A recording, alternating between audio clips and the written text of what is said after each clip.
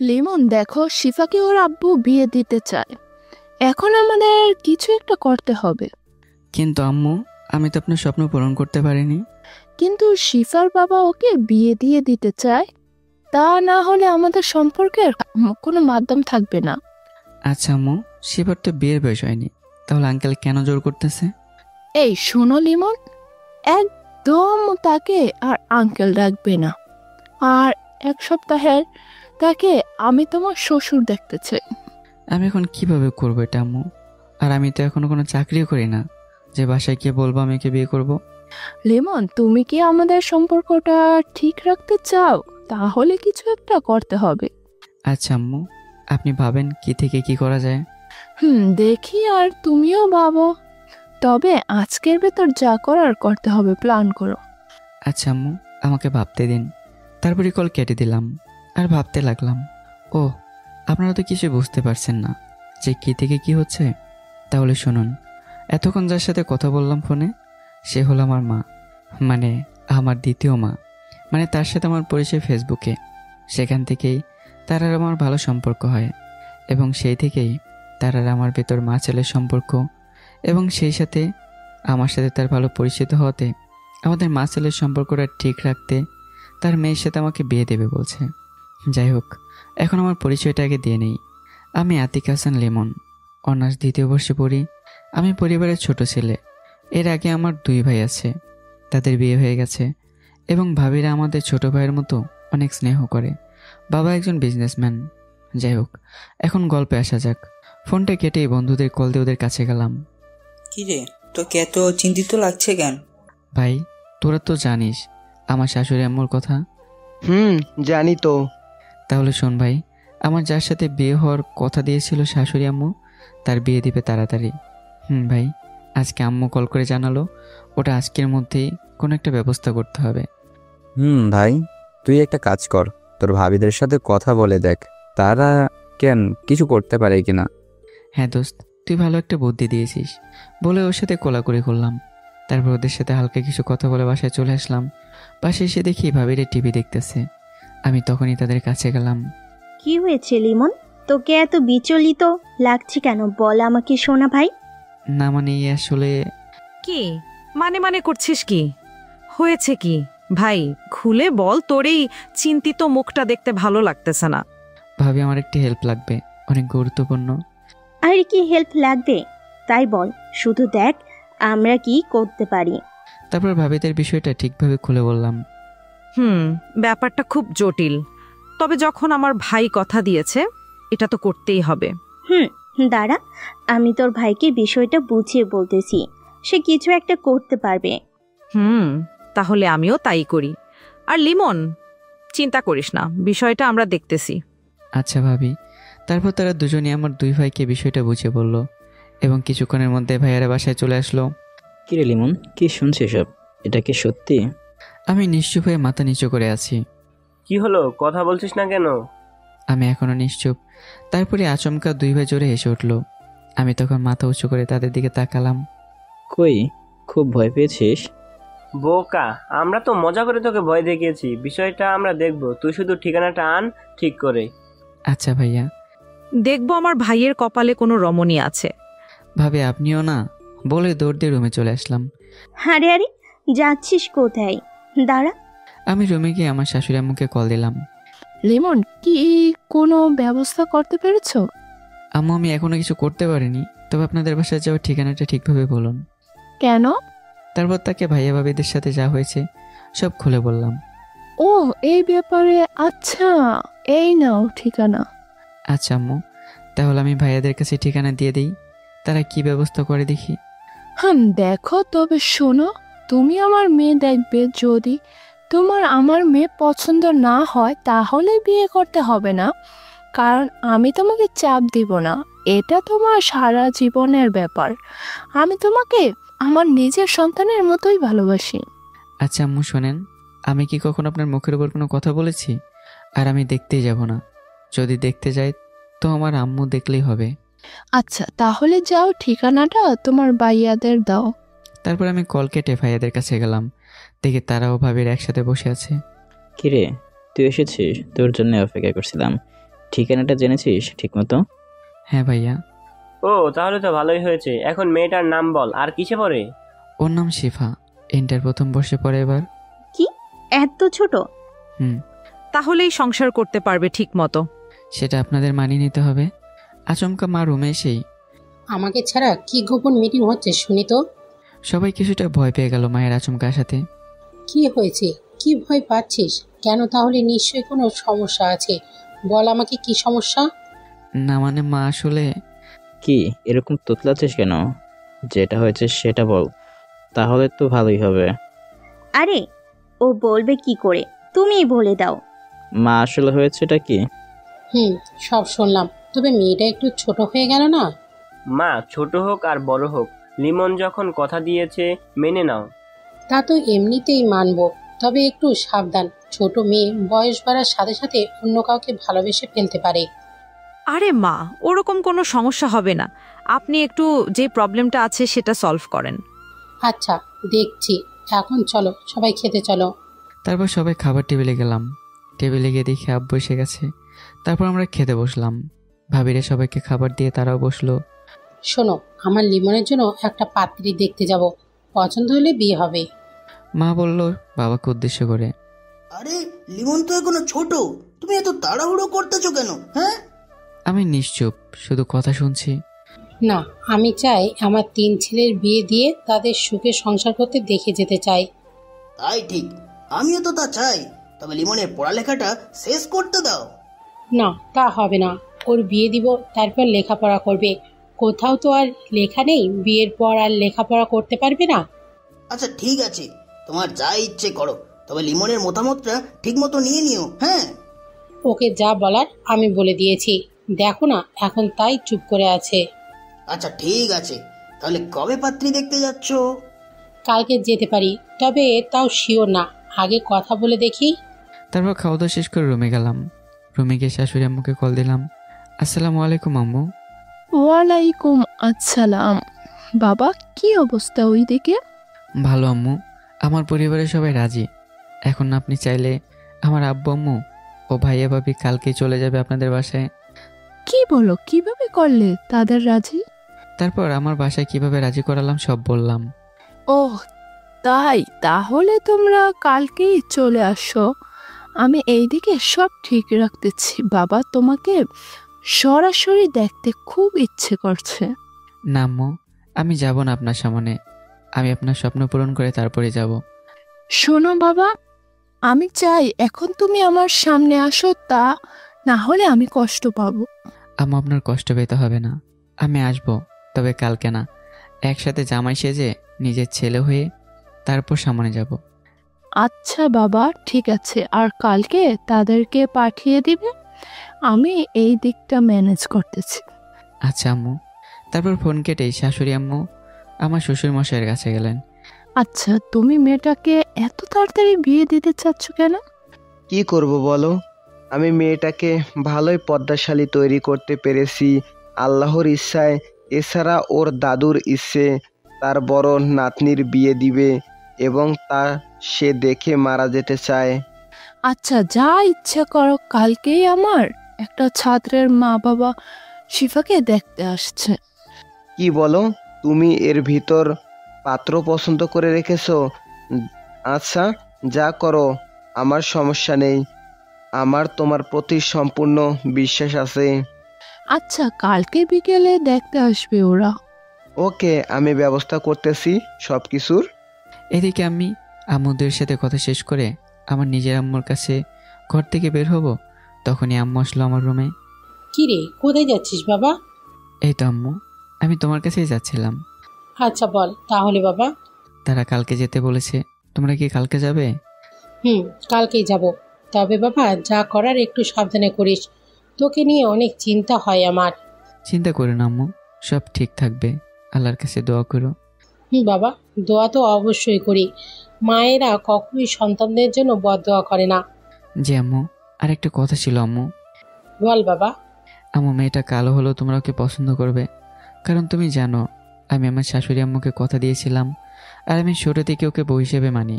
আরে বাবা, তুই চিন্তা করিস না, আমি ওই মেয়েকে তোর বউ করেই আনবো। সত্যি মা? বলে মার কোলের উপর শুয়ে পড়লাম। পাগল ছেলে। পরদিন সকালবেলা খুব সকালে সবাই রওনা হলো, শুধু আমি বাদে। তো তারা বেরিয়ে গেল। দুপুর 12টার দিকে তারা বাসায় পৌঁছে গেল। আমি আমার দ্বিতীয় আম্মুকে বলে ম্যানেজ করে রেখেছি। যাই হোক, তারা বাসায় পৌঁছানোর পর দুই পরিবার একে অপরের সাথে কুশল বিনিময় করলো এবং মায়ের শিবাকে দেখে পছন্দ হলো। তাই তারা 7 দিন পর বিয়ে ঠিক করলো এবং দুপুরের খাবারও খেলো। খাওয়ার কিছুক্ষণ পর আবার আমার পরিবার রওনা দিল আমার বাসার উদ্দেশ্যে। এদিকে আমি আজকে সারাদিন টেনশনে ভুগছি, কি নিয়ে কি হয়। তবে আমার শাশুড়ি আম্মা আমাকে জানিয়ে দিল যে বিয়ে ঠিক হয়ে গেছে। আমি কিছুটা হলেও নিশ্চিত হলাম। তবে এখন আমার মনটা বলছে আমার বউ কেমন হবে, কালো ফর্সা? যাই হোক, সমস্যা নেই, রাগী যেন না হয়। যাই হোক, রাতে আমার পরিবার বাসায় আসলো। তবে তারা ক্লান্ত, তাই কোনো কথা হয়নি। পরদিন সকালবেলা ভাবিদের ডাকে ঘুম ভাঙলো। কি দেব সাহেব, এত ঘুমাচ্ছে কেন? বউকে নিয়ে স্বপ্ন দেখতেছেন নাকি? আরে স্বপ্ন দেখবো কি করে, আমি তো চেহারাই এখনো দেখিনি। তোর বিয়ের আগে চেহারা দেখার দরকার নেই। তোর নাকি এই মেয়েকে বিয়ে করতেই হবে। পরে যদি বিয়ে করতে না চাস বলেই মিটিমিটি হাসছে। কেন, কি হয়েছে ভাবি? আমি আগেই বলেছি শিবা কালো হলে আমার সমস্যা নেই, কারণ আমি নিজেও তো কালো। আচ্ছা ভাই, যা হবে দেখা যাবে বিয়ের পরে। এভাবে আর কি দুষ্টুমিতে আমার বিয়ের সময় এসে গেল। বিয়েটা বড় করে করা হবে না, পারিবারিকভাবেই করা হবে, এটাই ঠিক করা হয়েছে। যাই হোক, বর্ষিতে গাড়িতে বসে আছি, যাবো শ্বশুর বাড়িতে। আমার সাথে আমার 3 বন্ধু আছে, জয়, সাকিব ও আনান। ওদের সাথে নানা দুষ্টুমি করে পৌঁছে গেলাম শ্বশুর বাড়ি। আমার মনটা অনেক খুশি খুশি লাগছে, কারণ আজকে আমার আরেক মাকে সরাসরি দেখতে পারবো। হঠাৎ করে দেখতে পেলাম সেই মুখটা আমার সামনে। তাকে দেখে খুশিতে আমার চোখ দিয়ে পানি বের হয়ে গেল এবং তার দিকে তাকিয়ে দেখি সেও চোখ মুছলো। আমি তার সামনে গিয়ে সালাম দিলাম। আরে আরে, সালাম করতে হবে না বাবা, ওঠো। কেমন আছেন আম্মু? এতক্ষণ ভালো ছিলাম না, এখন তোমাকে দেখার পর ভালো। বাবা, তুমি কেমন আছো? তা তো দেখতেই পাচ্ছেন আম্মু, বলে চোখের পানি মুছলাম। আরে বাবা, কাঁদছিস কেন? এখন তো আমাদের হাসার সময়। আমাদের ইচ্ছে পূরণ করতে পেরেছি, আজ থেকে মা ছেলের সম্পর্কটা আরো ভালো হবে। তবু আম্মু, আজকে আমি অনেক খুশি বলেই কেঁদে দিলাম। আরে আমার বোকা ছেলে, এইভাবে কান্না করে না। তুমি বলেছিলে না তুমি আমাকে নিজের মায়ের মতো, তুমি বলতে চাও, আজকে থেকে আমি তোমাকে সেই অনুমতি দিলাম। বলে আমার মাথায় হাত বুলিয়ে দিল। ধন্যবাদ আম্মু। আরে হ্যাঁ, তবে তোমার লক্ষ্য থেকে পিছপা হবে না, ওইটা ঠিক রেখো। জি আম্মু, আপনি দোয়া করবেন আমি যেন লক্ষ্য পূরণ করতে পারি। আমার দোয়া সবসময় তোমার সাথে বাবা। এখন চলো, বিয়ের অনুষ্ঠান শুরু করতে হবে। তারপর বন্ধুদের নিয়ে গিয়ে ওদের পাশে বসে স্টেজে বসলাম। বিয়ের অনুষ্ঠান শেষ করা হলো, এখন বাসায় যাওয়ার পালা। আমি এখন আমার বউকে দেখিনি। যাওয়ার সময় আমার দ্বিতীয় আম্মুর কাছে গেলাম। আম্মু, আমাদের বাসায় যাওয়ার সময় হয়ে গেছে। জানি তো বাবা, দেখো কতদিন পর তোকে দেখতে পেলাম, তাও আবার এখন চলে যেতে হচ্ছে। বলেই কেঁদে দিল। আরে আম্মু, আমারও তো কষ্ট হচ্ছে, কিন্তু কি করব বলেন, 2 দিন পর আমরা আবার আসবো। বাবা, এখন সময় হলেই আমার মেয়েটাকে নিয়ে চলে আসিস। বাবা, আমি জানি তুই আমার মেয়েটাকে সুখে রাখতে পারবি, তবে একটা কথা বাবা, ওকে অযথা কষ্ট দিবি না, ও কিন্তু আদরের। আম্মু, ওকে কখনো অযথা কষ্ট দেব না, আপনি দেখেন। যাই হোক, তারপর আমি আমার শাশুড়ি আম্মাকে নানানভাবে বোঝালাম। আম্মু আমাকে গাড়িতে নিয়ে বসিয়ে দিল। তারপর সে তার মেয়ের কাছে গেল এবং তার মেয়ে তাকে দেখে কান্না করে দিল। সে তার মেয়েকে জড়িয়ে ধরে কান্না করে দিল।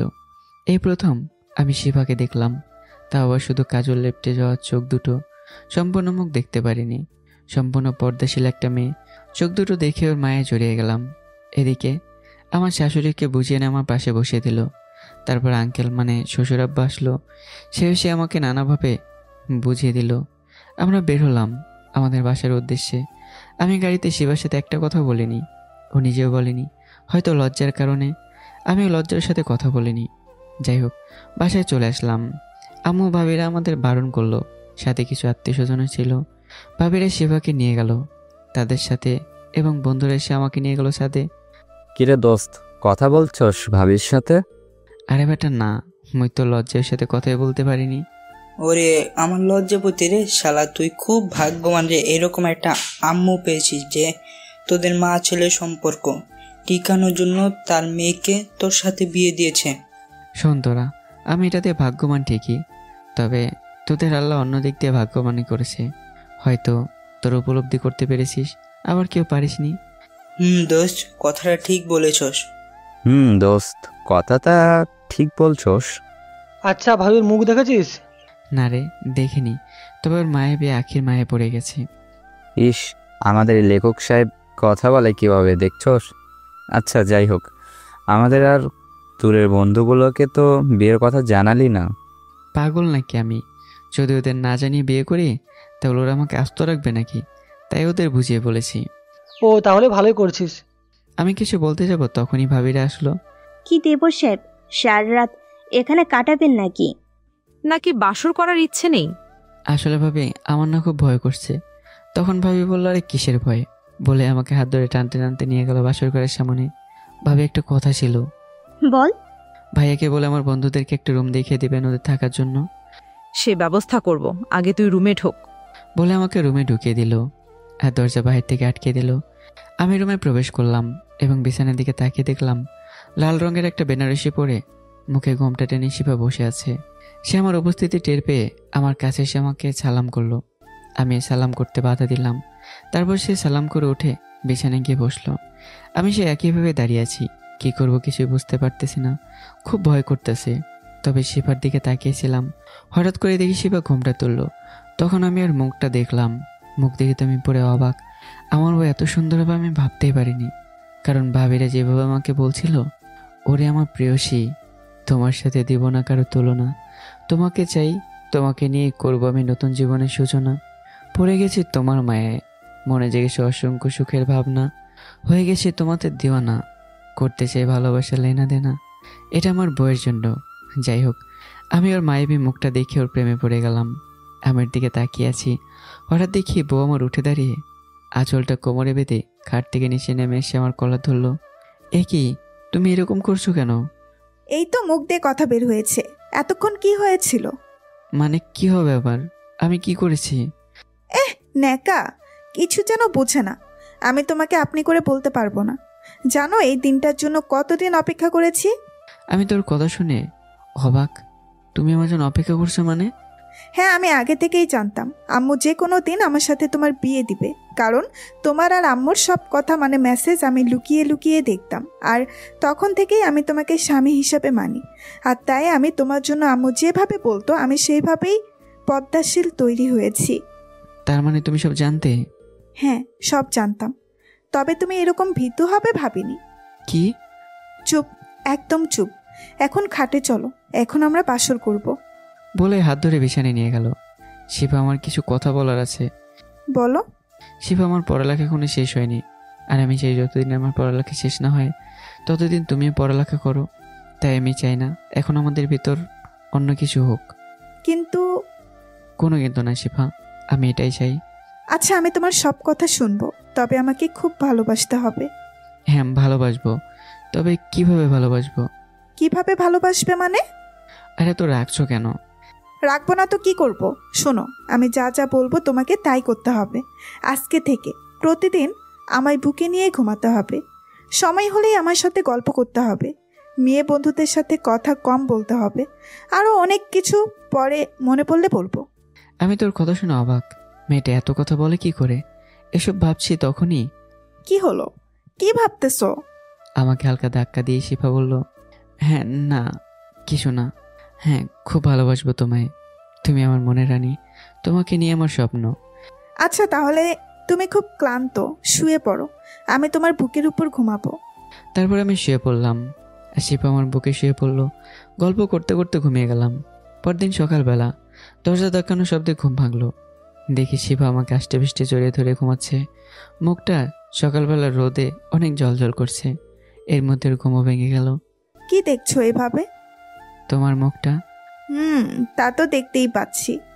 আমি জানি তোমার এখন আমাকে কিস করতে ইচ্ছে করছে, কিন্তু লজ্জাই করতে পারছো না। আমি বুঝি না মেয়েটা আমায় এত বুঝে কি করে। কি হলো, চুপ করে আছো কেন? ভাবতেছো আমি বুঝলাম কি করে, তাই তো? এটাই আমাদের মনের মিলন।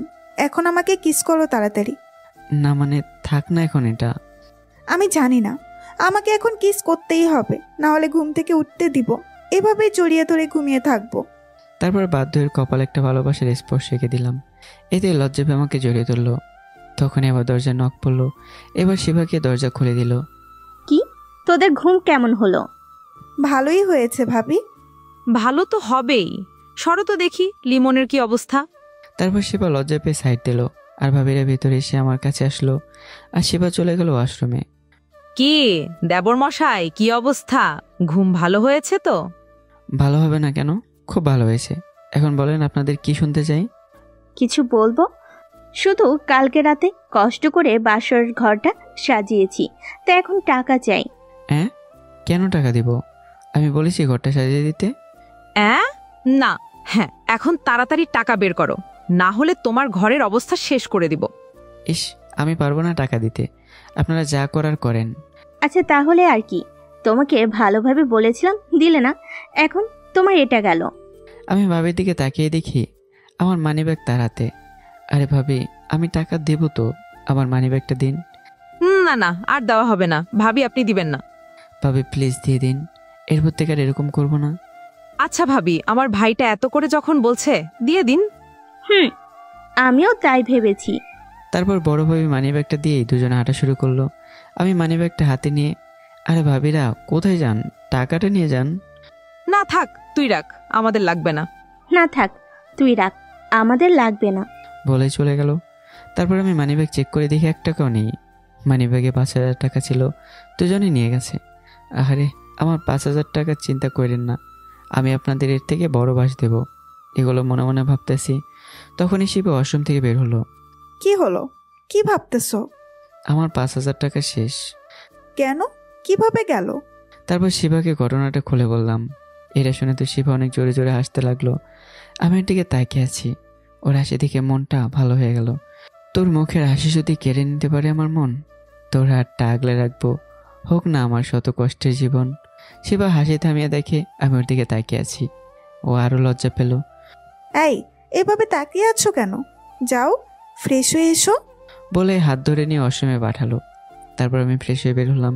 বের হয়ে দেখি শিবা হিজাব পরে মুখটা আটকে নিয়েছে। বুঝলাম মেয়েটা পর্দা করে। আমি ভাবিদেরকে রান্নার কাজে হেল্প করতে গেলাম।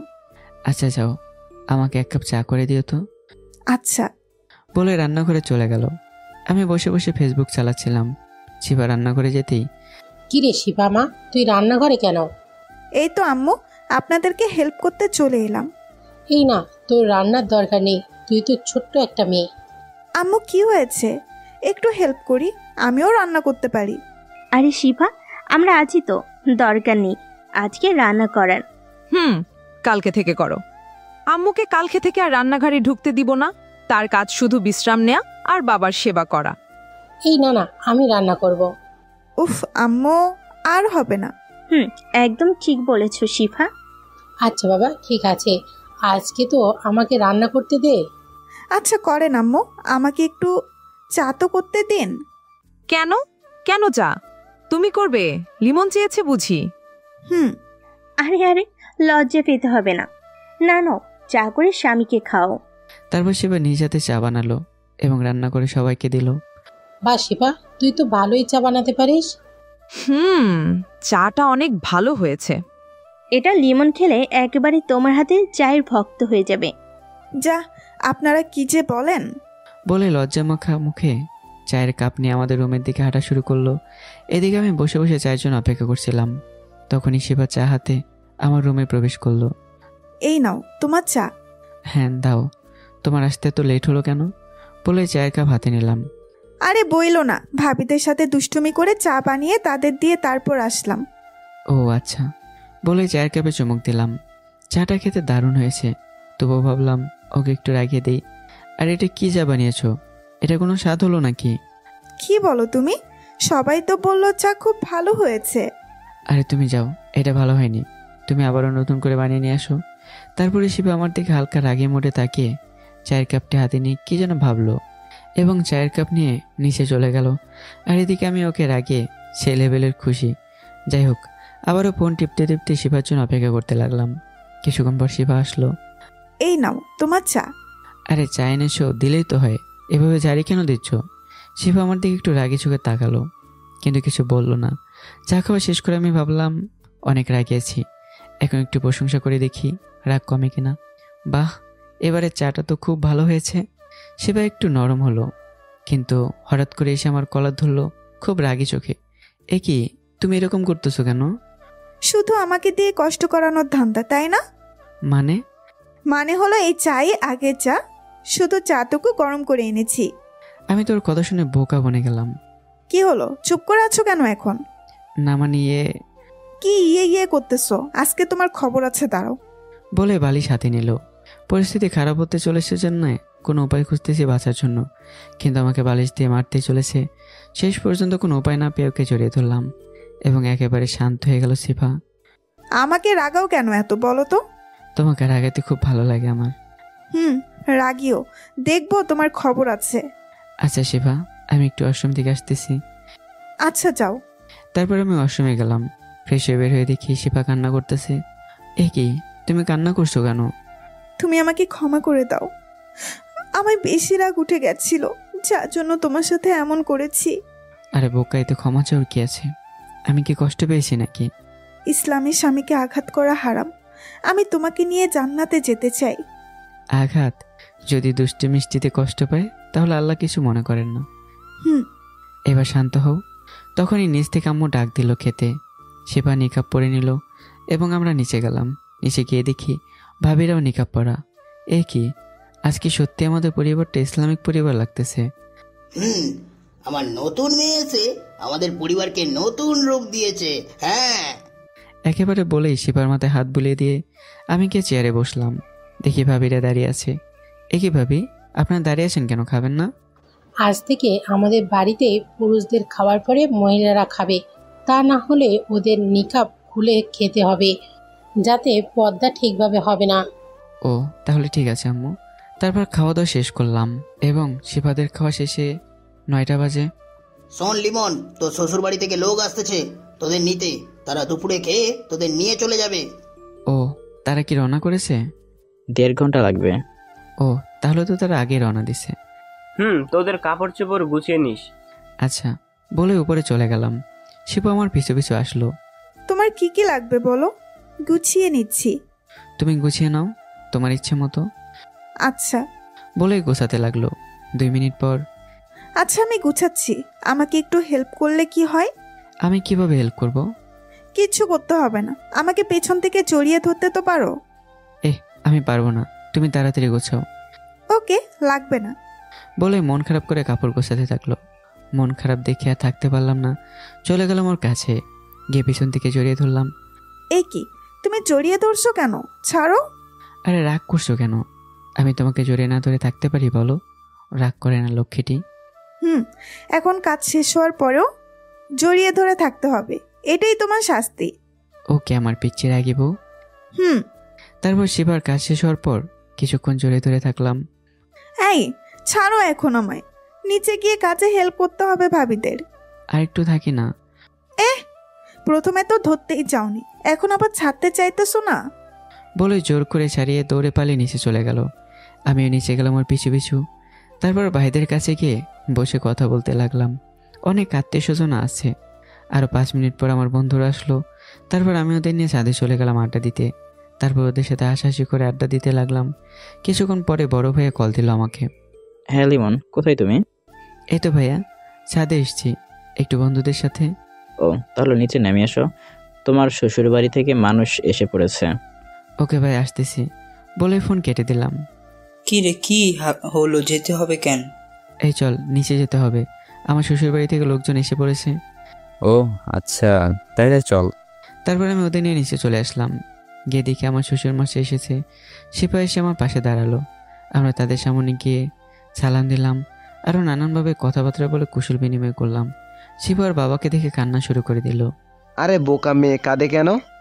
বাবা, তোমাদের ছেড়ে থাকতে পারবো না। আরে দেখ, এখানে তোকে সবাই কত ভালোবাসে। এছাড়া আরও অনেক কথাই বলে শিবাকে বোঝালো। তারপর শিবা কান্না থামালো আর কিছু কথা বলে চলে গেল ভাবিদের কাছে। তারপর শিবা ভাবিদের কাছে গিয়ে রান্নায় হেল্প করতে লাগলো। কিছুক্ষণের মধ্যে রান্না শেষ হলো। তারপর খাওয়া দাওয়া শেষ করে প্রথমে পুরুষেরা খেলো, তারপর মহিলারা। এভাবে খাওয়ার পর্ব শেষ হলো। এরপর আমি শিফা রেডি হলাম শিফাতের বাড়ি যাওয়ার জন্য।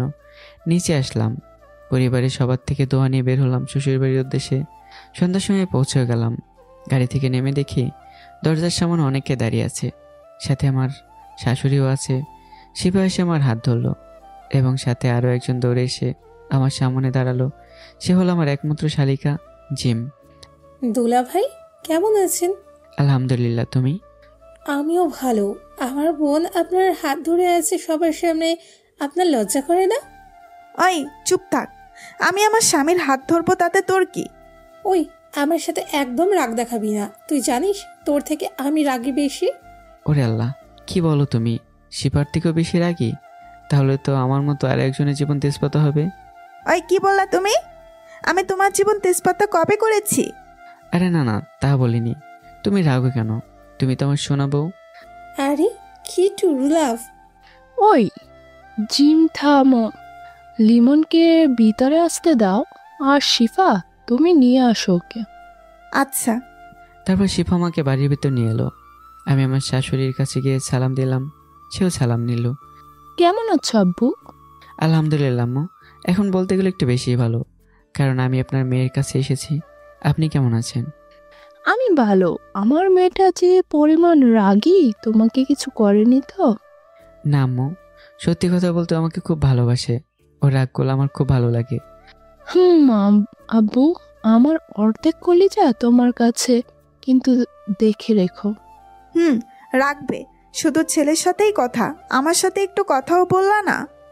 আরে বোকামে, তোর সুখে থাকার চাবিকাঠির সাথে কথা বলছি। আর সবচেয়ে বড় কথা হলো, আমার আপাতত একটা ছেলের সাথে কথা বলছি।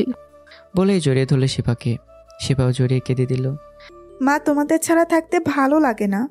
আরে বোকামে, তুই তোর মনের রাজকুমারের সাথে আছিস, এর থেকে আর কি প্রয়োজন? আরে তোমরা কি এইখানে জামাই বাবাজিকে দাঁড় করিয়ে রাখবে নাকি? আরে তাই তো আমি ভুলেই গিয়েছিলাম। শিফা, লিমনকে তোমার রুমে নিয়ে যাও, আমি ওর জন্য নাস্তা নিয়ে আসছি। আমি আমার ছেলের জন্য নিজের হাতে নাস্তা তৈরি করেছি। তারপর শিফা আমার হাত ধরে রুমে নিয়ে গেল। ওই যে যাও, ওয়াশরুমে ফ্রেশ হয়ে নাও। আচ্ছা বলে ওয়াশরুমে চলে গেলাম। তারপর ফ্রেশ হয়ে বের হলাম। তুমি একটু বিছানায় বসো, আমি ফ্রেশ হয়ে আসতেছি। আমি বিছানায় বসলাম, হঠাৎ জিম আসলো। দুলা ভাই, আমার বোন কি আপনাকে কিছু করেনি এখনো? কেন, শিবা আবার কি করবে আমাকে? আমি কি ভয় পাই নাকি? তা তো একটু পরে বুঝতে পারবো আপনি কত সাহসী। কেন, তুমি আবার কি করবে? তা দেখতে থাকেন। হঠাৎ ওয়াশরুমের দরজা খোলার আওয়াজ পেলাম। এ কি, তুমি থেমে গেলে কেন বাবু? কি বলছো এসব তুমি? আরে কি হলো তোমার? এতক্ষণ তো ভালোই জানো বলে ডেকেছিলে। এই কি হচ্ছে এখানে? ও আপু, কিছু না রে, দুলা ভাইয়ের সাথে একটু আলাপ করছিলাম। তা তো দেখছিলামই। এখন আমার রুম থেকে যা তাড়াতাড়ি। আরে যাচ্ছি যাচ্ছি, যেরকম ভাব নিচ্ছিস। বলে হাঁটতে শুরু করে আবার থেমে গেল। আবার পেছনে এসে আমার কানের কাছে এসে বলল, এখন বুঝেন ঠেলা। জিম আমার কানের কাছে এসে কথা বলায় শিফা আরও রেগে গেল। জিম একবার শিফার চোখের দিকে তাকিয়ে দৌড়ে রুমের বাইরে চলে গেল। শিফা এসে আমার দিকে রাগীভাবে তাকালো। আমার তো পরান যায় যে অবস্থা। এ কি, তুমি এভাবে তাকিয়েছো কেন? কেন, তা কিছু বুঝতে পারছেন না? আমার বোনের সাথে এত আপনার মেলামেশা কিসের? আর একবার যদি ওর আশেপাশে আপনাকে দেখি না, একেবারে খুন করে ফেলবো। কি বলছো তুমি এসব? আজকে থেকে সব সময় আমাদের বাসায় যতক্ষণ থাকবো, সব সময় আমার সাথে সাথে থাকবেন। আমি ওয়াশরুমে গেলেও আপনি আমার সাথে ওয়াশরুমে যাবেন। কি বলো না, তুমি আমাকে বিশ্বাস করো না? বিশ্বাস করলে আমাকে এরকম বলতে পারতে না। আমাকে এরকম ইমোশনাল কথা বলে লাভ হবে না। আজকে আপনার অবস্থা খারাপ হয়ে যাবে। ওর কথা শুনে তো আমার ভয়ে হাত পা কাঁপছে। মনে মনে জিমকে গালি দিয়ে যাচ্ছে শুধু। বইয়ের দিকে তাকালাম, দেখি ওর গাল দুটো টমেটোর মতো লাল হয়ে আছে, যাতে খুব পাপ্পি দিতে ইচ্ছে করছে। মাথায় আইডিয়া চলে আসলো, যদি ওকে পাপ্পি দিই তাহলে ওর রাগ কমবে, আর আমি পাপ্পিও দিতে পারবো। কি হলো, এভাবে তাকিয়ে কি ভাবছো? হঠাৎ করে ওকে একটানে জড়িয়ে ধরে দুই গালে দুইটা পাপ্পি দিয়ে দিলাম। তাতেও খুব লজ্জা পেয়ে আমাকে জড়িয়ে ধরলো। কি হলো, রাগ কমেছে এখন? তুমি এভাবে আমাকে খুব কষ্ট দাও কেন বলো তো? আমি জানি জিম দুষ্টুমি তোমাকে ফাঁসিয়ে দিয়েছে। আমার তোমার উপর সম্পূর্ণ বিশ্বাস আছে, দেখেই তোমাকে এত কিছু বলিনি। হঠাৎ করে আমার শাশুড়ি আম্মু রুমে আসলো, হাতে নাস্তা ট্রে নিয়ে। আম্মু কিছু বোঝার আগেই আমরা আলাদা হয়ে গেলাম। লিমন বাবা, আসো বসো। আমি তোমাকে নিজের হাতে খাইয়ে দিচ্ছি। তোমাকে একদিন কথা দিয়েছিলাম আমি নিজ হাতে খাইয়ে দেব। আচ্ছা আম্মু, বসতেছি। তুমি কি খালি তোমার ছেলেকে খাইয়ে দেবে, আমাকে খাইয়ে দেবে না? তুইও খাবি, আয় একসাথে খাইয়ে দিচ্ছি দুজনকে। হ্যাঁ বলে শিপা আমার পাশে বসলো। তারপর আমাদের দুজনকে আম্মু খাইয়ে দিল। দুজনকে তারপর আম্মু দুজনকে খাইয়ে দিল। দুজনই তৃপ্তি করে খেলাম। শেষে আমি আম্মুকে খাইয়ে দিলাম। একটু আমার দেখা দেখি শিপা এসে আম্মুকে খাইয়ে দিল। আম্মু এটা দেখি খেতে দিল, কারণ তার কোনো ছেলে নেই। তাকে আমি প্রথম মা ডাকি ছেলে হিসেবে। তারপর মা চোখের পানি মুছে আরও কিছু কথা বলে নিচে চলে গেল। এভাবে মায়ের আদর পেয়ে তাদের নিয়ে ঘুরতে গিয়ে 2 দিন খুব মজা করে কাটিয়ে তারপর বাসায় চলে আসলাম। আসার সময় মা খুব কেঁদেছিল। আমি বলেছি কয়েকদিন পর নিতে আসবো আমি। বাসায় আসার পর দিন সকালে খাবার টেবিলে বসলাম। লিমন শিপাকে নাকি পড়ালেখা করাবে? তাহলে ওকে তো আজকেই ভর্তি করে দিতে পারিস। হ্যাঁ, আপনি স্যারকে কল দিয়ে জানিয়ে দেন, আমি কাগজপত্র নিয়ে ওকে আজকে ভর্তি করে দেবো আমাদের কলেজেই। আচ্ছা দিবনে, তুমি শিপাকে আজকেই ভর্তি করিয়ে দিও, ঠিক আছে? আচ্ছা আব্বু। তারপর খাওয়া দাওয়ার পর্ব শেষ হলো। শিবাকে নিয়ে একটা রিক্সা করে কলেজের উদ্দেশ্যে গেলাম। কিছুক্ষণের মধ্যেই কলেজে চলে আসলাম। আমি ভাড়া মিটিয়ে শিবাকে নিয়ে কলেজে প্রবেশ করলাম। আচ্ছা শোনো, আমরা কি কলেজের সবাইকে বলে দিব আমাদের বিয়ে হয়েছে? সেটা তোমার ইচ্ছে, তোমার যেটা ভালো মনে হয়। আচ্ছা, তাহলে কয়েকদিন আমাদের এই পরিচয়টা লুকিয়ে রাখি। আচ্ছা। তখন আমার বন্ধুরা সামনে আসলো। কিরে ভাবিকে নিয়ে কলেজে আসলি যে? আরে শালা আসতে, আমরা কলেজের পরিচয়টা লুকিয়ে রাখতে চাই, এটা কাউকে বলবি না। ও আচ্ছা, সে কি আমাদের কলেজেই পড়বে? ইন্টার প্রথম বর্ষে। ও তাহলে তুই তাকে ভর্তি করিয়ে ক্লাসে দিয়ে আয়, আমরা ওয়েট করতেছি। আমি আচ্ছা বলে শিবাকে নিয়ে প্রিন্সিপাল স্যারের রুমে গেলাম। বাবা বলে দিয়েছে, তাই কোনো ঝামেলা হয়নি, শুধু কাগজপত্র জমা দিয়েছি আর শিবার কয়েকটা স্বাক্ষর, তাতেই ভর্তি শেষ। তারপর শিবাকে নিয়ে ওর ক্লাসের সামনে গেলাম। যাও ক্লাসে যাও, কোনো সমস্যা হলে আমাকে জানাবে। আচ্ছা তুমি ঠিকভাবে ক্লাসে যাও। বলে শিবা ক্লাসের দিকে হাঁটা শুরু করলো। আবারও থেমে আমার কাছে আসলো। কি হলো, কিছু বলবে? শোনো, কলেজের কোনো মেয়ের সাথে তোমাকে যেন কথা বলতে না দেখি। আচ্ছা ঠিক আছে। আর শোনো, তুমি কোনো ছেলের সাথে কথা বলবে না, তোমার কোনো ছেলে ফ্রেন্ডের দরকার নেই। আচ্ছা বলে ক্লাসরুমে ঢুকলো। তারপর আমি বন্ধুদের কাছে গেলাম। ওখানে গিয়ে কিছুক্ষণ আড্ডা দিয়ে সবাই ক্লাসে চলে গেলাম এবং ব্রেক টাইমে শিবাকে নিয়ে কিছু খেয়ে আবারও ক্লাসে গেলাম। ক্লাস ছুটির পর শিবার জন্য দাঁড়িয়ে রইলাম। গেটে একটু পরে চলে আসলো। তারপর ওকে নিয়ে বাসায় চলে আসলাম। এভাবে চলছিল আমাদের ভালোবাসার দিনকাল। ও প্রতিদিন আমাকে শাসনের উপর রাখে, আর আমার এই শাসনগুলো খুব ভালো লাগে। আমার আশেপাশে কোনো মেয়েকে দেখতে পারে না। কোনো মেয়েকে যদি দেখে আমার কাছে আসতে, তখনই মেয়েটাকে ঝাড়ি দিয়ে ওখান থেকে নিয়ে আবার আমাকেও ঝাড়ি দিয়ে দেয়। এতে আমি রাগ করে থাকলে মিষ্টিভাবে আমার রাগ ভাঙিয়ে দেয়। আর একটা জিনিস খেয়াল করেছি, একটা ছেলে ওর সাথে প্রতিদিন কথা বলতে চায়, কিন্তু শিবা এড়িয়ে চলে। ওকে কালকে কলেজে ধরবো, যাতে শিবাকে বিরক্ত করতে না পারে। যাই হোক, ক্লাস শেষ করে শিবার জন্য অপেক্ষা করছিলাম। তখন দেখি শিবা ওই ছেলেটার সাথে কথা বলতে বলতে আসতেছে, যা দেখে আমার মাথা গরম হয়ে গেল। ওরা আমার কাছে এসে পড়েছে। এই যে ও হচ্ছে সিফাত, আজকে ওর সাথে ফ্রেন্ডশিপ হয়েছে। আমি ওকে বন্ধু বানাতে চেয়েছিলাম না, কিন্তু ছেলেটার অনেক রিকোয়েস্টের পর ফ্রেন্ড হয়েছি। তুমি পরিচিত হয়ে নাও। আমার রাগ উঠলে আমি নিজেকে কন্ট্রোল করলাম। হাই ভাইয়া, আমি সিফাত বলে হাত বাড়িয়ে দিল। ও আমি লিমন বলে শিবাতের সাথে হাত মিলালাম। শিফা, উনি তোমার কি হয়? শিবাত শিবাকে উদ্দেশ্য করে বলল। শিবা আমার দিকে তাকালো। আমি কিছু বললাম না, এমনিতে মেজাজ গরম ছিল। সে হলো আমার কাজিন। এটা শুনে বুকের ভেতর চিনচিন করে উঠলো, রাগ আরও বেড়ে গেল। শিবা এখানেও আমাকে ওর স্বামী হিসেবে পরিচয় করে দিতে পারতো। ও তাই ভাইয়া, আমিও ওইদিকে যাব, আমি শিফাকে ওর বাসায় পৌঁছে দেই। আমাকে উদ্দেশ্য করে শিফাত। এটা শুনে আমার কলেজায় ছিঁড়ে যাওয়ার মতো অবস্থা। আরে না না, আমি আপনার সাথে যেতে পারবো না, আমাকে তার সাথেই যেতে হবে, আপনি চলে যান। আচ্ছা তাহলে আমি যাচ্ছি, বাই বলে শিফাত ব্যাগটা কাঁধে ঝুলিয়ে চলে গেল। আমি শিফার সাথে কোনো কথা না বলে একটা রিক্সা ডাক দিলাম। রিক্সাওয়ালা চলে আসলো। রিক্সা নিয়ে আমি রিক্সা উঠলাম। আমার দেখা দেখি শিফাও রিক্সা উঠলো। রিক্সাওয়ালা মামাকে ঠিকানা বলে দিলাম, সেই মোতাবেক যেতে লাগলো। কি হয়েছে তোমার? তুমি এভাবে চুপচাপ হয়ে আছো কেন? না, কিছু না। তুমি কি কোনো বিষয়ে আমার প্রতি রেগে আছো? কিছু বললাম না। ও বুঝেছি, আমি ওর সাথে ফ্রেন্ডশিপ করেছি বলে তুমি আমার প্রতি রেগে আছো। কি করব বলো, এত করে বলেছে তাই না করতে পারলাম না। শিবা দেখো, আমার এখন তোমার সাথে কথা বলার কোনো মুড নেই। কেন? দেখো, তুমি আমার সাথে এরকম করো না প্লিজ, আমার খুব কষ্ট লাগে। আমি কিছু বলতে যাব তার আগেই মামা, আপনার ঠিকানায় এসে গেছি। তারপর আমি রিক্সা থেকে নেমে ভাড়া মিটিয়ে বাসার গেট দিয়ে বাসায় প্রবেশ করলাম। আমার পিছু পিছু শিফাও আসলো। আমি ফ্রেশ হয়ে ওয়াশরুমে গেলাম। ওয়াশরুম থেকে বেরিয়ে বিছানায় বালিশে হেলান দিয়ে বসলাম। এ কি, তুমি আজকে আমাকে এতটা এড়িয়ে চলছো কেন?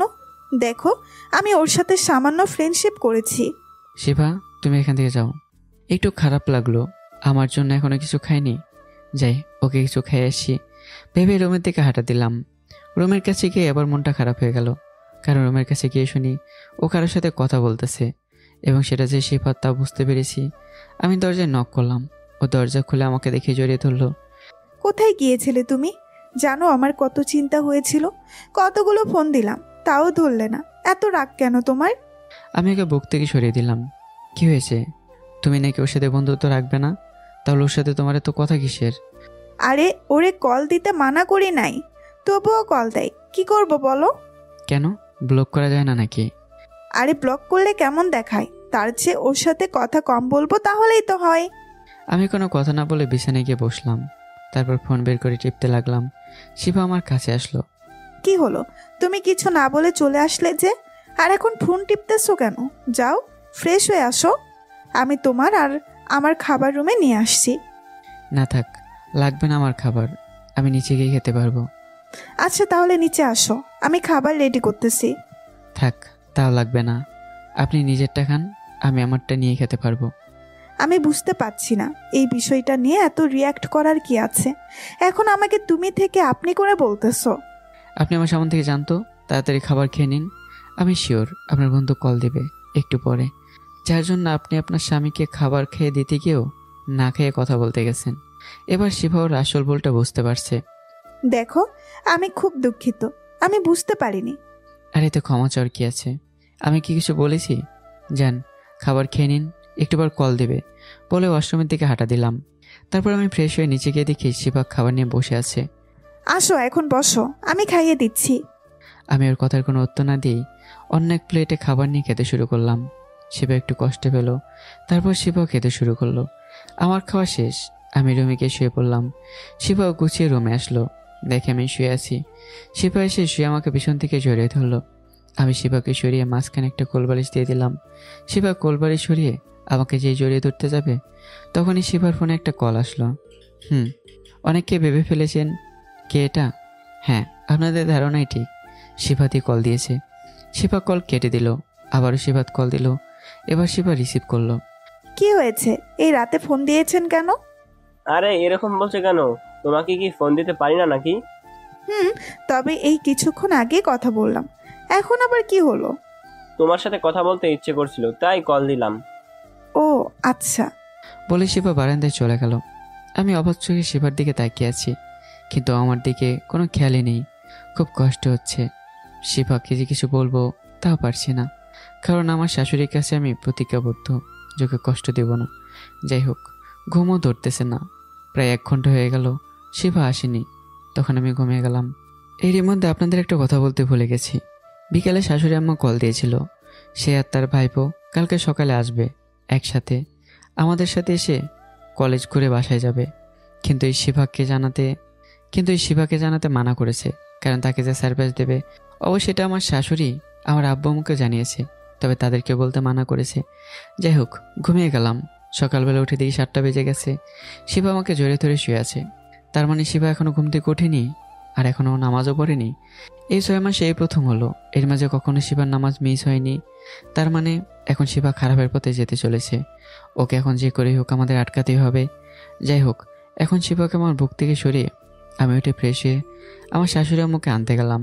তাদের আস্তে আস্তে 9টা বেজে গেল। শাশুড়ি আম্মুর ভাইপো আম্মুকে আমার কাছে দিয়ে সে চলে গেল। তার নাকি অন্য কোথাও যেতে হবে কিছু কাজের জন্য। তাই আমি আম্মুকে নিয়ে শহরে কিছু জায়গায় ঘুরলাম, কারণ সে আমার পরিবারের জন্য কিছু কিনবে। এদিকে সেবার 8:30টার সময় ঘুম থেকে উঠে দেখে আমি নেই। তার মনে পড়ল সে নামাজটা পড়তে পারবে না। খুব অনুতপ্ত হলো। তারপর নিচে গিয়ে আমাকে খুঁজলো, কিন্তু পেল না। সে খুব কষ্ট পেল, কারণ সে মনে করেছে আমি তাকে রেখে কলেজে চলে গেছি। ভাবিরা শিবাকে নিচে ডাকলো। তাদের ডাক শুনে শিবা নিচে নামলো। কি হয়েছে? তোর কোনো কারণে মন খারাপ নাকি? না, তেমন কিছু না, তবে আজকে তাকে দেখলাম না, তাই একটু মন খারাপ হলো। মনে হয় আমাকে রেখেই কলেজে চলে গেছে। ও, সমস্যা কি? আজকে একাই একটু কলেজে চলে যাই। হয়তো ওর কোনো কাজ ছিল, তাই আগেই চলে গিয়েছি। আচ্ছা ঠিক আছে, আমি যাব কলেজে একা একা, কোনো সমস্যা নেই। এখন খাবারটা খেয়ে নে, তারপর কলেজে যা। শিবার খাওয়ার ইচ্ছে ছিল না, তবুও তাদের কথাই খেতে হলো। তারপর খেয়ে রেডি হয়ে কলেজে পৌঁছে গেল। সেখানে যাওয়ার সাথে সাথেই শিবা তার কাছে আসলো। তার একটু কাঁদো কাঁদো ভাব। কি হয়েছে আপনার? অবস্থা এমন কেন? আমাকে তোমার কাজিন ও তার বন্ধুরা মেরেছে। তুমি নাকি তোমার কাজিনের বিয়ে করা বউ, আর যেন তোমাকে ডিস্টার্ব না করি। এমনিতে আজকে মনটা খুব খারাপ ছিল, কারণ আমি তাকে রেখে চলে এসেছি। তার উপর আবার এই কথা শুনে মেজাজটাই গরম হয়ে গেল। তাই সে আমাকে খুঁজতে লাগলো। আর এদিকে আমি আমার শাশুড়ির সাথে কেনাকাটা শেষ করে আম্মু কলেজ দেখতে চেয়েছে, তাই তাকে নিয়ে কলেজে পৌঁছালাম। কিন্তু আম্মু বলেছে আমি যেন শিবাকে নিয়ে আসি, তারপর দুজনের সাথে একসাথে কলেজে ঢুকবে। তাই সে বাইরে দাঁড়িয়ে আছে। তাই আমি সাথে সাথে তার কথা মতো কলেজে ঢুকে গিয়ে শিবাকে খুঁজতে লাগলাম। আমি খোঁজার আগে শিবা আমার সামনে এসেই। কি হয়েছে কি তোমার? ও আমার সাথে বন্ধুত্ব করেছে বলে ওকে মারতে হবে? কি এমন হয়ে গেছো তুমি যে আমি তোমার কথাই ওর সাথে বন্ধুত্ব রাখবো না? আজকে থেকে তুমি আর আমার বিষয়ে কোনো কথা বলবা না, বুঝছো? আমার চোখ দিয়ে পানি পড়ছে। শিবা এমন একটা কাজ করবে তা আমি কখনো ভাবতে পারিনি। আরও কলেজের সবাই আমাদের দিকে তাকিয়ে আছে। কি হয়েছে? চুপ করে আছো কেন? আবার কান্নাও করছো? ওকে আজকে সকালে মারলে কেন বলো? এই জন্যই বুঝি সকালে আমাকে না নিয়ে কলেজে চলে এসেছো, তাই না? আমি মাথা নিচু করে দাঁড়িয়ে কিছু বলতে যাব, তার আগে ঠাস ঠাস করে দুটো শব্দ হলো। মাথা তুলে তাকাতে দেখি শিবা গালে হাত দিয়ে দাঁড়িয়ে আছে। পাশে দাঁড়িয়ে আছে আমার শাশুড়ি আম্মু। মা, তুমি আমাকে মারলে? মারলাম। তোকে কি আমি এই শিক্ষা দিয়েছি যে নিজের স্বামীর গায়ে হাত তুলেছিস? তুই জানিস এটা কত বড় পাপ? আর ও তোর কোনো বন্ধুকে মেরেছে যে তার জন্য তুই লিমনের গায়ে হাত তুলেছিস? আচ্ছা মা, ডাকতেছি। এই সিফাত, এদিকে আসেন। আমি শুধু দাঁড়িয়ে দাঁড়িয়ে দেখতেছি। শিবার ডাকে শিফাত আসলো। তুমিই তাহলে শিফাত? তা তোমাকে লিমন কখন মেরেছে? এই সকাল 9টার সময় আমাকে লিমন ভাই আর তার বন্ধুরা মেরেছে, আর বলেছে শিফা নাকি লিমন ভাইয়ের বউ। এটা কি সত্য কথা বলুন? এই লিমন, এদিকে আয়, তুই ওকে এখন মার। না আম্মু থাক, আমি আপনার সাথে বেয়াদবি করতে পারবো না। আম্মু, এ তুমি কি করতেছো? এমনিতেই তাকে মেরেছে, আবার তুমি মারতে বলছো? লিমন ওকে মেরেছে, তোকে কে বলেছে? তাহলে আমার সাথে সেই সকাল 7:30 থেকে লিমনের ভূত ছিল, তাই না? কি বলছো আম্মু তুমি? সে তোমার সাথে ছিল? তাহলে সে সিফাত যে বললো সে নাকি সিফাতকে মেরেছে? হঠাৎ করে আমার বন্ধুরা এসে দাঁড়ালো আমার শাশুড়ির কাছে। আন্টি, আসলে আমাদের কিছু কথা আছে আপনার সাথে। হ্যাঁ বলো, তোমরা কি বলবে? আসলে আন্টি, কালকে ভাবি লিবনকে অনেক অবহেলা করেছে, যার জন্য লিবন কষ্ট পেয়ে কান্না করছিল। তাই আমরা ঠিক করি সিফাতকে হালকা থ্রেট দিব, যাতে আর ভাবির সাথে কথা বলতে না আসে। তাই থ্রেট দিয়েছিলাম, কিন্তু ও ভাবির কাছে এসব মিথ্যা বলে লিবনকে ভাবির সামনে খারাপ করে দিতে চেয়েছিল, তাই ও এসব করেছে। কালকে কি করেছিল শিফা লিমনের সাথে? আমার বন্ধুরা এসেই সিয়াম আমার শাশুড়ি আম্মাকে বলে দিল আমাকে কিভাবে শিপা অপমান করছে। ওহ, এগুলো করেছে লিমন, তুই ওকে কিছু বলিসনি কেন? আম্মু আপনি আমাকে বলেছেন যে ওকে যেন কষ্ট না দিই, চাইলে ওকে থাপ্পড় মারার সাথে সাথে মারতে পারতাম, কিন্তু হয়েছে, থাক, বুঝতে পারছি। দেখ শোন লিমন, আজকে থেকে ওর সাথে তুই যেরকম ইচ্ছে সেরকম ব্যবহার করতে পারবি, কারণ ও আমার মেয়ে হওয়ার যোগ্যতা রাখে না। তাই আজ থেকে ও আমার মেয়ে না।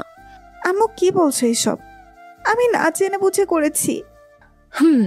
যে অন্যের কথা শুনে তার স্বামীর গায়ে হাত তুলতে পারে সে আমার মেয়ে না। লিমন চল, বাসায় যাব। এগুলো দিয়ে বেআই বেয়ানের সাথে কথা বলে এখনই আমাদের বাসায় চলে যাব। না আম্মু, আপনি যেতে পারবেন না এখন। আপনি আপনার ছেলের বাসায় এসেছেন, কয়েকদিন থেকে তারপর যাবেন। এখন বাসায় চলুন, আব্বু আম্মু আপনার জন্য অপেক্ষা করছে। তারপর আম্মুকে নিয়ে রওনা দিলাম বাসার উদ্দেশ্যে। শিফা আমাকে ডাক দিয়েছিল, আমি শুনিনি। এদিকে শিফা আমি চলে যাওয়ার পর ঠাস ঠাস করে 2টা থাপ্পড় দিল শিফাতের গালে। কি করলি তুই এটা? কেন তুই এই অভিনয় করলি বল, যার কারণে আমি আমার স্বামীর গায়ে হাত তুলেছি? তুই আর আমার সামনে আসবি না, তুই আর আমার বন্ধু না, ওকে? বলেই শিফাকে একটা থাপ্পড় দিল। আরে তুই সত্যি বিবাহিত? তাহলে আমি তোর মতো মেয়ের পিছনে সময় নষ্ট করি নাকি? এটা দেখে আমার বন্ধুরা শিফাতকে মারলো। একসাথে 2 প্রতিশোধ নিল। 1 শিফাকে মেরেছে, 2 ওদের নামে মিথ্যা বলার জন্য। 1 মাইরে ওকে হাসপাতালে পাঠালো। শিফা আর আজকে ক্লাস না করে বাসার দিকে হাঁটা ধরলো। এদিকে আমরা যেতে যেতেই, বাবা, আমার মেয়েটাকে কঠোর শাস্তি দিলেও ওকে মেনে নিস, ওর হাতটা কখনো ছাড়িস না। আসলে মেয়েটার রাগ উঠলে কখন কি করে বসে নিজেও জানে না। আম্মু আপনি একদম চিন্তা করবেন না। আমি এখন ওকে কীভাবে মেনে নেব সেটা বলুন, কারণ ওকে আমি খুব ভালোবাসি। ওকে নিয়ে আমি আর সারা জীবন কাটিয়ে দিতে চাই।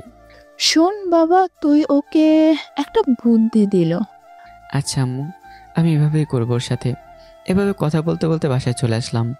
বাসায় এসে শাশুড়ি আম্মু আমার আব্বু আম্মুর সাথে কুশল বিনিময় করলো। এ কি লিমন, শিফা কোথায়? ওকে নিয়ে আসনি? না বেয়ান, আজকে কলেজে একটা দুর্ঘটনা ঘটেছে। মানে কি হয়েছে? আসলে তারপর কলেজে যা যা ঘটেছে তা বলল। কি বলেন? শিফা তো ভালো মেয়ে, আমার বিশ্বাস হয় না ও এমন করেছে। হ্যাঁ ভালো মেয়ে, তবে কি জন্য এমন করেছে আল্লাহ জানে। তবে আমার এই শান্ত মেয়েটা এমন করলো বিশ্বাসের অযোগ্য।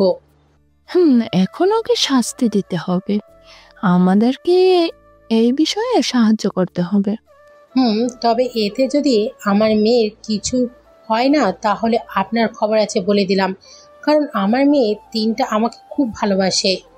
আচ্ছা কইরেন, এখন একটু বিশ্রাম নেওয়া দরকার, অনেক জার্নি করে এসেছি তো। আরে তাই তো মনেই ছিল না। সাবিকুন যা তো, তার জন্য যে রুমটা কালকে ঠিক করা হয়েছিল সেখানে নিয়ে যা। তখনই বাসায় শিফা প্রবেশ করলো। তার মানে আম্মু, তোমরা জানতে মা আজকে আসবে? জানতাম, তোকে সারপ্রাইজ দিতে চেয়েছিলাম।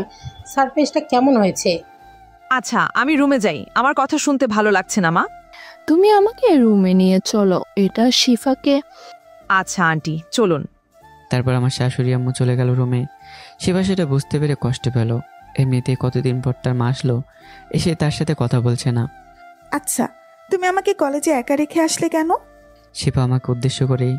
আমি কোনো উত্তর না দিয়ে আমার রুমের দিকে চলে গেলাম। শিফা এতে আরো কষ্ট পেল। কি হয়েছে রে মা? লিমন তোর সাথে এমন ব্যবহার করছে কেন? মা, আমি অনেক বড় ভুল করে ফেলেছি। আরে কাঁদিস কেন মা? কি হয়েছে আমাকে খুলে বল তো। তারপর আমার সাথে যা যা করছিল সব বলে দিয়েছে। দেখ মা, লিমন তোর উপর অভিমান করে আছে, তোর নিজেরই রাগ ভাঙাতে হবে। যদি তোকে অনেক অবহেলাও করে তবুও তোর সাথেই থাকতে হবে, তুই ওর পিছু ছাড়বি না, তাতে তোর কষ্ট হলেও। আচ্ছা আম্মু, আমি সবসময় তার রাগ ভাঙাতে চেষ্টা করব, তাতে আমার শত কষ্ট হলেও। এখন রুমে যা, তোর কাজ শুরু করে দে। বলে রুমের দিকে হাঁটা শুরু করলো। এদিকে আমি রুমে গিয়ে ফ্রেশ হয়ে বিছানায় বসে ফোন টিপতেছিলাম। তখনই শিফা রুমে প্রবেশ করলো। কি করছো তুমি? আমি শুনে না শোনার ভান করে নিজের মতো করে ফোন টিপতে লাগলাম। তাদিকে শিফা গিয়ে আমার কোলে বসলো। এ কি, আপনি এরকম করছেন কেন? আমার কোলে বসছেন কেন আপনি? এটা আমার বাপ দাদার সম্পত্তি, তাই কোলে বসেছি। এখন চুপচাপ তোমার গালে আমাকে মলম লাগাতে দাও। না না থাক, দরকার নেই, আমার মলমের দরকার নেই, এমনিতেই ঠিক হয়ে যাবে। আপনি আপনার চিন্তা করুন।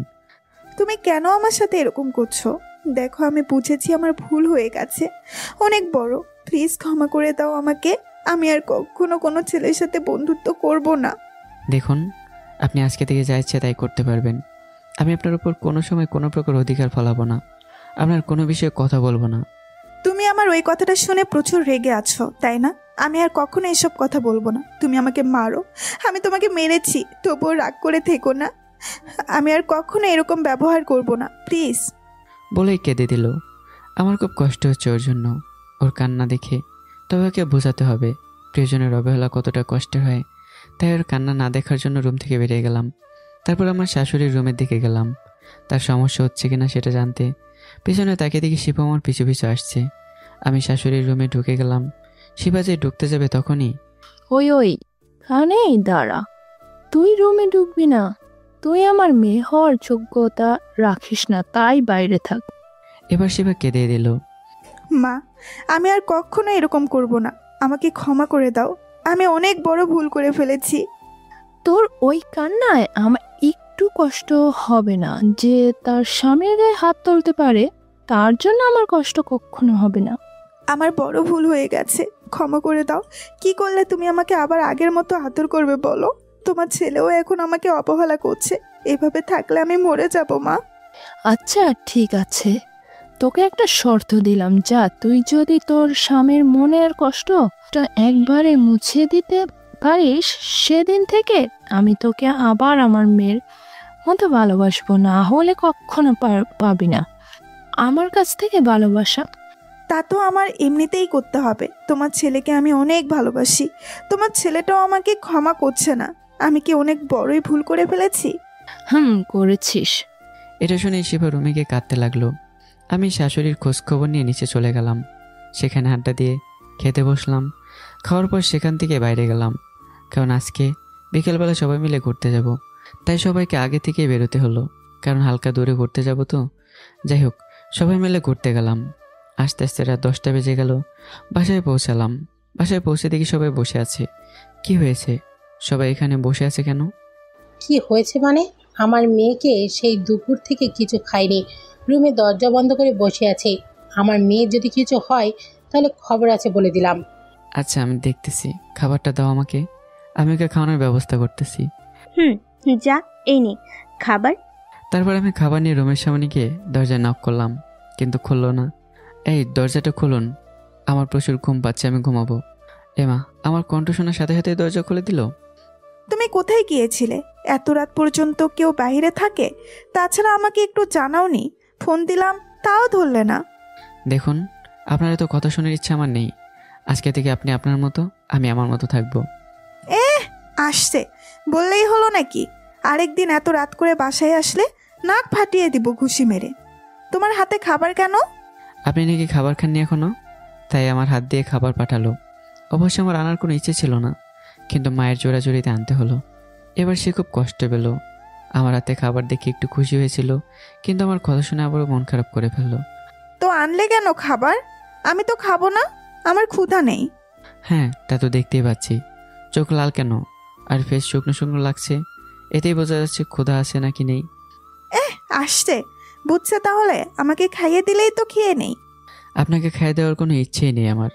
নিন খেয়ে নিন, না হলে আবার আমাকে মায়ের কাছ থেকে কথা শুনতে হবে। না আমি খাবো না, আমাকে খাইয়ে দিতে হবে, তাহলে খেতে পারি। ওর চেহারা দেখে নিজের কাছে খারাপ লাগছে। ফেস শুকিয়ে গেছে, কান্নার জন্য চোখ লাল হয়ে গেছে। আচ্ছা আসেন খাইয়ে দিই, না হলে মা আবার আমার অবস্থার 12টা বাজাবে। শিবা লক্ষ্মী মেয়ের মতো করে আমার কাছে বসলো। এটা যেন ও চেয়েছিল। যাই হোক, আমি খাবার তুলে যে শিবার মুখে দিতে যাব, তখনই আমার কলেজ লাইফের বন্ধু তিথি কল দিল। শিবা আমার ফোনের দিকে তাকিয়ে দেখে তিথি নামে কেউ কল দিয়েছে। আমি ভাবতেছি টাইমিংটা কি। শিবা আমার সাথে যেরকম করেছে আমি ওর সাথে সেরকমটাই করতে পারবো। এই তিথিকে আর তোমাকে কল দিবে কেন? তিথির সম্পর্কে আপনার জানতে হবে না, বলছি না। আমার কোনো বিষয়ে কথা বলবেন না। আমি কি আপনার কোনো বিষয়ে কথা বলি?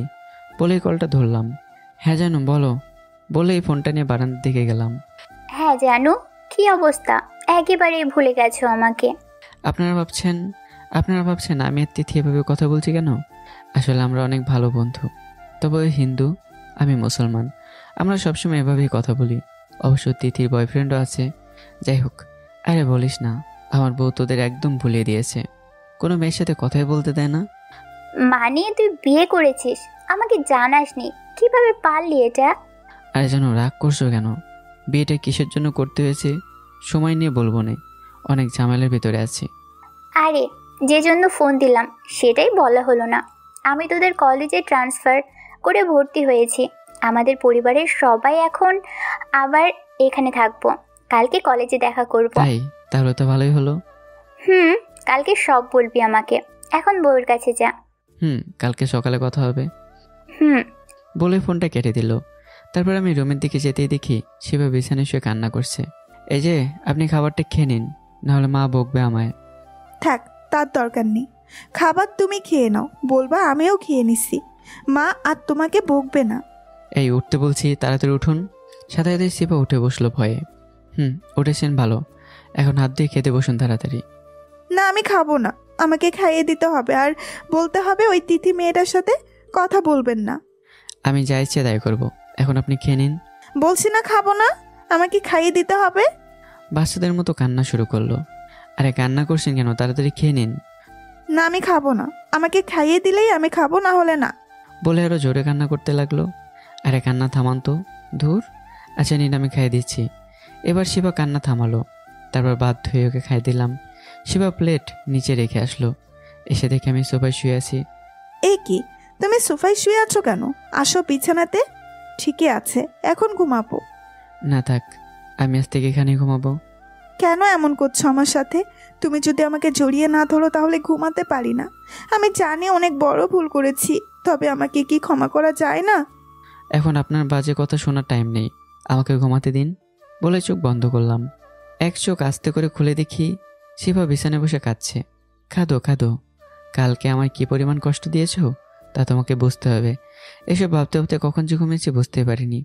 যাই হোক, সকালবেলা বুকের উপর ভারী কিছু অনুভব করলাম। চোখ খুলে দেখি শিবা আমাকে জড়িয়ে ধরে নিশ্চিন্তে ঘুমাচ্ছে। তার মানে শিবার আজকেও নামাজ মিস, হয়তো কালকে যে দখল গেছে তার জন্য শরীর ক্লান্ত। যাই হোক, আমি ওটি শিবাকে কোলে করে নিয়ে বিছানায় শুয়ে দিলাম।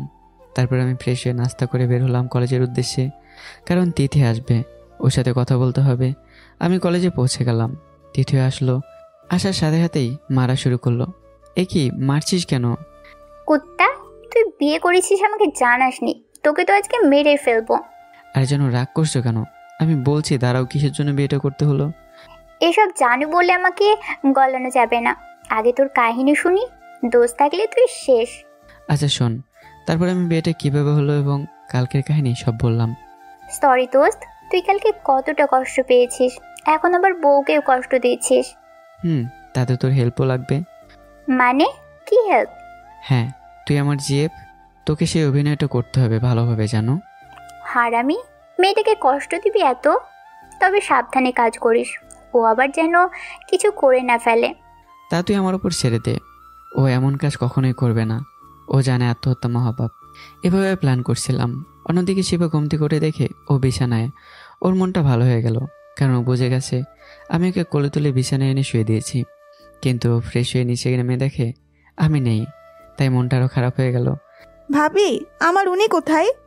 ও তো কলেজে চলে গেছে, ওর নাকি কি কাজ আছে। সরি ভাবি, আজকে তোমাদের রান্নায় সাহায্য করতে পারিনি। তোর উপর যা চলছে এতে কেউই হেল্প করতে পারতো না। আরে না না, সমস্যা নেই।